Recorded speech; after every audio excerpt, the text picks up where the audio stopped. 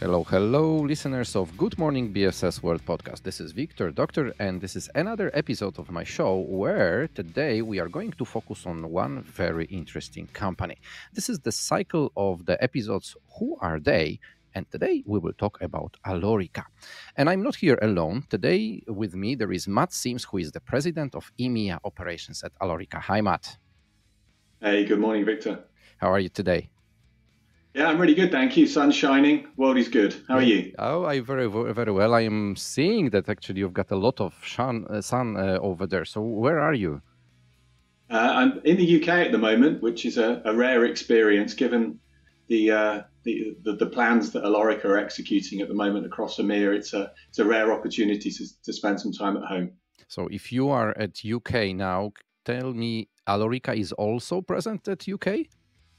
Yeah, we have a registered business in the UK. A lot of my senior management organization are actually based over here. Okay, so maybe let's do a step back in the history of Alorica as a company. When everything has started, so what's the history of your company? Yeah, so great question, Victor. So 1999 actually was the first year of operation for the business. So we're just about to enter our 24th year birthday celebrations here at Alorica. The business was founded by Andy and Joyce Lee. Andy is still the executive chairman of the organization, and both Andy and Joyce are really hands-on actually in terms of their involvement in the organization. They've grown the business from 0 to over 115,000 employees now around the world.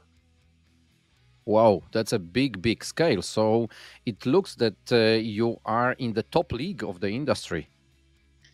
Yeah, we certainly like to think ourselves as being in the top league, Victor. I guess the big numbers around geographic locations, of which we're in 37 countries with those 150,000 employees, is, they're great statistics, but we also like to think that we're an excellent service provider as well, which sticks us at the top of the hierarchy of top performing BPO companies. So let's stay with this geography for a moment. So what are the biggest destinations where you are present at? Are you covering all of the continents around the globe, or maybe you missed someone? Yeah, well, great question. So the business was founded in North America. So as you can imagine, a huge amount of the growth initially started in that part of the world. As the BPO world adopted Asia, we then extended our services into the Philippines, also in India and into China. And then we also expanded services into Latin America. We have also had an operation in Sofia, Bulgaria now for over 4 years as well. So, I'd like to say that we are a global organization with some great ambitious plans for further growth. So everything started in North America, then it was expanded to Asian destinations. Then I have LATAM, which I also put some notes here. Sofia, it means this is Central and Eastern Europe. But I know that you have recently also entered Poland. So this is another destination in Central and Eastern Europe, but I still miss Africa here. Africa being the big country of conversation at the moment, or the continent of conversation. So I've been with the business now for around 15 months, Victor, and I was brought into the organization to help grow the Europe, Middle East and African footprint on behalf of Alorica. And during that 15 months, we have gone through planning, design, and now in execution mode. So we're actually just about to incorporate our first operation into Egypt, in obviously in North Africa. We're building out a 1,500 seat building in Cairo, in Sheikh Zayed City, a great central location for the country. And we're also just about to open an office down in Cape Town in South Africa as well. So north and south of Africa. Yes. I heard a lot of good stories about the middle part of Africa, such countries like Ghana, Kenya, or Rwanda. So maybe this is another step which you may take sometime in the future. Watch this space. Watch this space. Okay. And you mentioned 1,500 seats for Cairo, for Egypt. Does it mean that your regular size of your offices is more or less about 1,500 seats, or it differs depending on the country? It absolutely differs depending on the country. It also depends on the operating model within the country itself as well. And sorry to be using technical language there. What I really mean is, do the countries adopt office environments? Do they adopt hybrid environments? And do they adopt work at home environments? And as we've all seen over the last couple of years, the work at home environment has become very popular in the contact center world. And where we have locations like Cairo, which are preferable to be office environments, we will build bigger super centers. Where we have an opportunity to work with hybrid scenarios, so people working sometimes in the office, sometimes working from home, we tend to build smaller locations, upwards of around 500-600 agent environments. But it still means that in the hybrid model, there is a bigger number of employees, but just some of them are sitting at the office and the others are in the remote model, yeah? Yeah, no, absolutely. So our office environment that we are opening up in Wuj is going to accommodate around 650 people. We have ambitious plans to grow our workforce in the local area to over 1,000 people. So that obviously will involve working in a hybrid environment. Okay, so let's focus now on the services which you are providing, because you mentioned BPO a few sentences ago, then you mentioned customer services. So let's maybe focus on that. What's the scope of the services which Alorica is providing? Absolutely. So, business process outsourcing, or BPO, is a term that is designed to describe the customer experience management of global brands' customers. So again, without sounding too technical, it effectively means that we are employed by many of the world's largest brands to provide customer services to their customers, whether that be through voice channels, through digital channels, or a combination of those channels. So we set ourselves up to offer those services across a wide range of vertical market spaces as well. So those vertical market spaces range from financial services through to utilities, to telecoms, to retail, and also through to government services as well in some countries. So I can imagine that governmental services are rather not in offshoring model, but rather on site, yeah? So providing it to the country of origin. That's a fair assumption, yes. Okay. Okay. So you mentioned some of the industries which you are supporting, but now another question about the services. Is it just inbound campaigns, or also the outbound campaigns which you are supporting?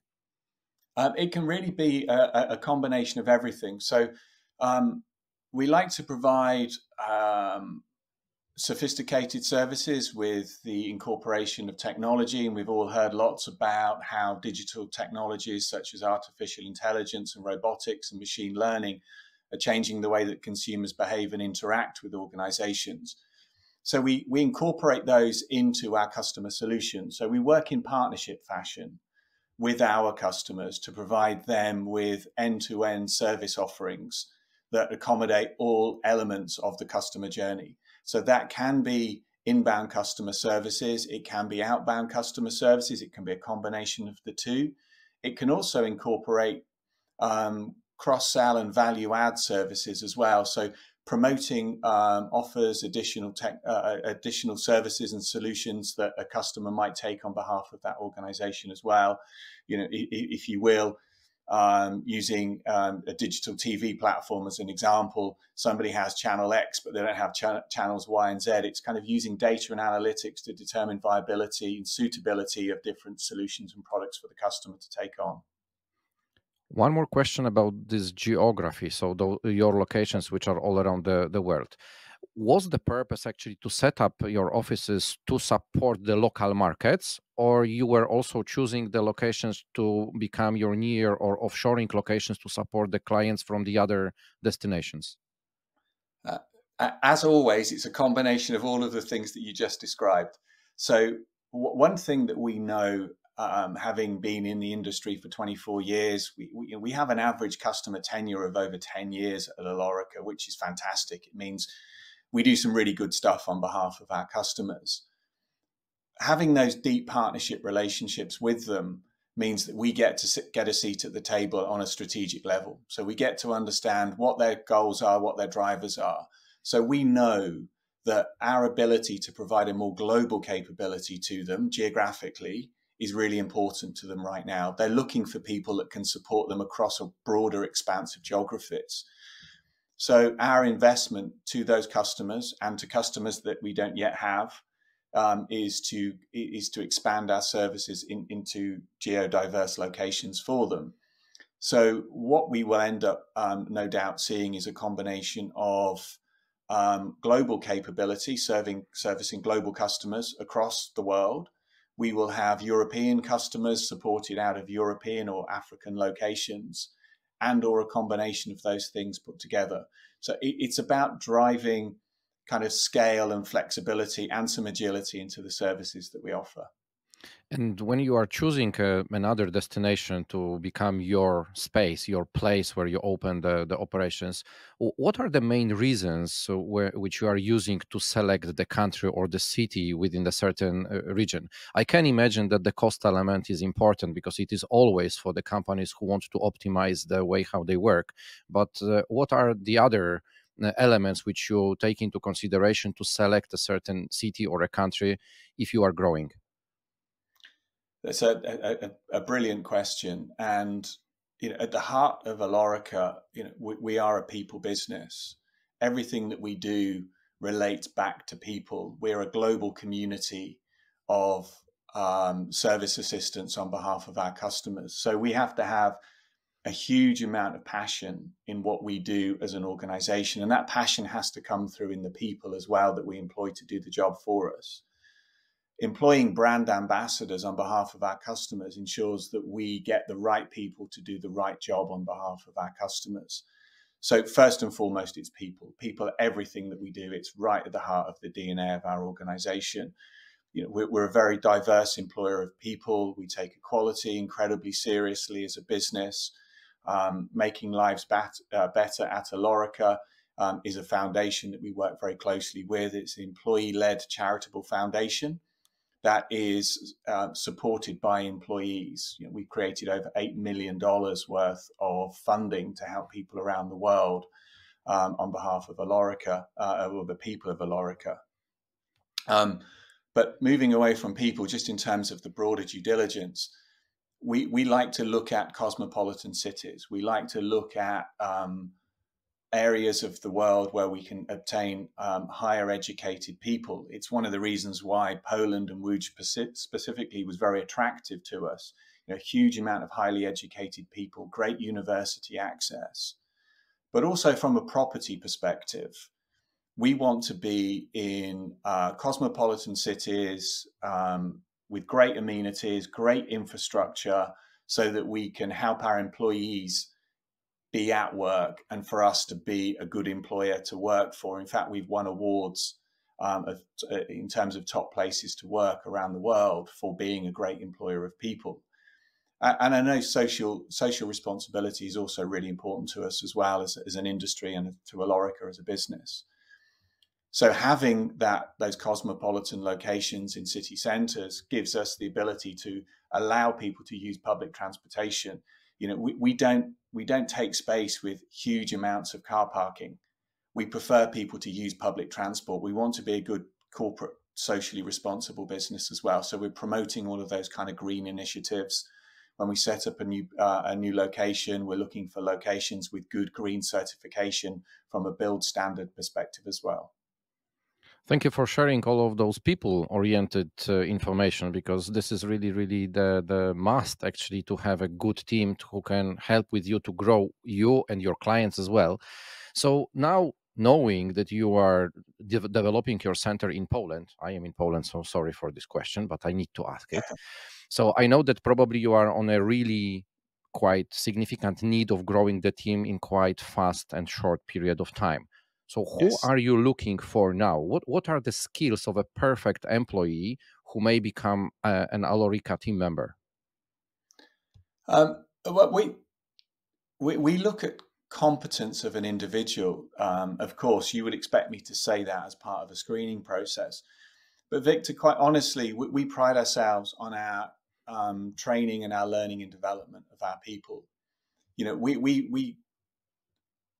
We promoted over 50% of internal staff to higher positions last year, which means we have an ability to train people to do a great job. So if people want a role within Alorica at whatever level, having an aptitude to learn, having a passion to learn, having a passion to be part of a team dynamic, arguably is enough.